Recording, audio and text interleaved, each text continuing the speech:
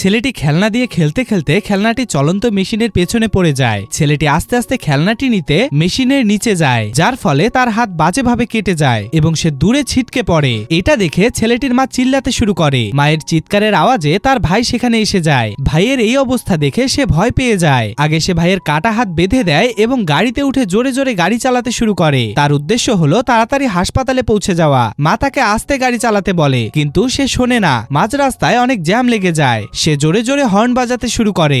এত জোরে হর্ন বাজানোর কারণে একজন লোক অনেক বিরক্ত হয়ে তার কাছে আসে। সে ছেলেটির এই অবস্থা দেখে ফেলে। এটা দেখে সে মাইক দিয়ে রাস্তা খালি করতে বলে। অল্প কিছুক্ষণের মধ্যেই রাস্তা খালি হয়ে যায় এবং সে তার ভাইকে নিয়ে হাসপাতালে আসে। ডাক্তার ছেলেটির এই অবস্থা দেখে তাড়াতাড়ি চিকিৎসা শুরু করে। মা তার ছেলের অবস্থা দেখে কান্না করতে শুরু করে। ডাক্তার মাকে বলে নিজেকে সামলান। ডাক্তার ছেলেটির ভাইকে বলে তার ভাইয়ের অবস্থা অনেক খারাপ, তাকে তাড়াতাড়ি বিদেশে নিয়ে যেতে হবে। এটা শুনে মা জ্ঞান হারিয়ে ফেলে। ভাই দুঃখে দেয়ালে ঘুষি মারে। ডাক্তার তাড়াতাড়ি ছেলেটিকে এয়ারপোর্টে নিয়ে আসে, কিন্তু তার আগে পুলিশ কর্মী তাদের আটকিয়ে দেয় এবং বলে বিমানে ওঠার সময় শেষ। কিন্তু ছেলেটির এই অবস্থা দেখে তারা ফ্লাইটের সময় পিছিয়ে দেয়। এটা শুনে যাত্রীরা বিরক্ত হয়। ছেলেটির এই অবস্থা দেখে ফ্লাইটের 3 জন যাত্রী নিজেদের বুক করা সিট তাদেরকে দিয়ে দেয়। বিমানে উঠে ছেলেটির অবস্থা আরো খারাপ হতে শুরু করে। এটা দেখে ভাই তাকে নানানভাবে সান্ত্বনা দিতে থাকে। এটা দেখে একটি মেয়ে নিজের জায়গা থেকে উঠে এসে গিটার বাজিয়ে ছেলেটিকে গান শোনাতে শুরু করে। এটা দেখে সবাই যার যার মতো গান শোনাতে শুরু করে,